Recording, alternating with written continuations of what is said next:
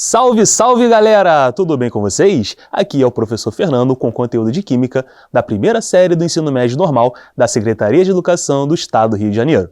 Nesta videoaula, vamos falar sobre as transformações da matéria, substância pura e mistura, as propriedades físicas da matéria e alguns métodos de separação de misturas. Esperamos aqui contribuir com seu desenvolvimento e colocar você em contato com a nossa grande área de conhecimento, que é o das ciências da natureza e suas tecnologias. Começando a abordar as transformações da matéria, temos os chamados fenômenos naturais, onde os fenômenos físicos são aqueles onde não há alteração na natureza da matéria, como no exemplo da fusão do gelo, pois a substância não mudou, que no caso é a própria água. Já os fenômenos químicos são aqueles onde ocorre a alteração na natureza da matéria, ou seja, ocorre mudança, transformação das substâncias, como no exemplo da combustão da madeira e na fermentação da cana-de-açúcar, onde verificamos a mudança da substância. No primeiro forma carvão e no outro forma álcool. Na natureza, verificamos que existem três estados físicos: sólido, líquido e gasoso. No estado sólido, a matéria apresenta forma e volume constante. Podemos ver o exemplo do gelo, todos juntos. Já no líquido, apresenta forma variável e volume constante, onde verificamos a quebra desse aglomerado de moléculas. E no estado gasoso, apresenta forma e volume variáveis, onde verificamos um espaço bem maior entre suas moléculas. Quando alteramos a temperatura ou a pressão, podemos transformar objetos de um estado físico para o outro.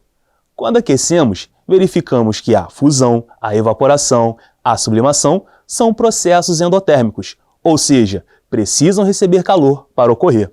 Já quando resfriamos, verificamos que a condensação, a solidificação são processos exotérmicos, ou seja, precisam perder calor para ocorrer. Sabemos que o átomo é a base de toda e qualquer matéria e que, quando se reúnem, formam moléculas e estas, quando se reúnem, formam substâncias. E por falar em substância, é a espécie que forma cada um dos objetos, onde apresenta propriedades constantes. São classificadas em simples, quando apresentam apenas átomos de apenas um único elemento químico, e composta, quando são formadas por átomos de dois ou mais elementos químicos. Agora, quando colocam duas ou mais substâncias em um recipiente, temos uma mistura, que é caracterizada por ter mais de uma substância em um recipiente. Em uma mistura, temos os componentes, que são as substâncias presentes, e a fase, que é o aspecto da mistura, ou seja, é tudo aquilo que conseguimos identificar na mistura. Então, as misturas são classificadas em homogênea, onde é aquela que apresenta apenas uma única fase, como no exemplo do álcool hidratado, e heterogênea, aquela que apresenta mais de uma fase, como no exemplo da mistura do óleo com a água. Podemos caracterizar as espécies através de suas propriedades físicas, tais como densidade, pressão e temperatura. A densidade é a relação entre a massa e o volume de um material, sendo calculado por densidade igual a massa sobre volume. Por exemplo, se jogarmos uma bola na piscina, ela boia, e se tacarmos uma pedra na água, ela afunda. Mas por que isso acontece? É simples. Quanto menor a densidade, a substância flutua. Já quanto maior for a densidade, ela afunda. A pressão é a relação entre a determinada força e sua área de distribuição.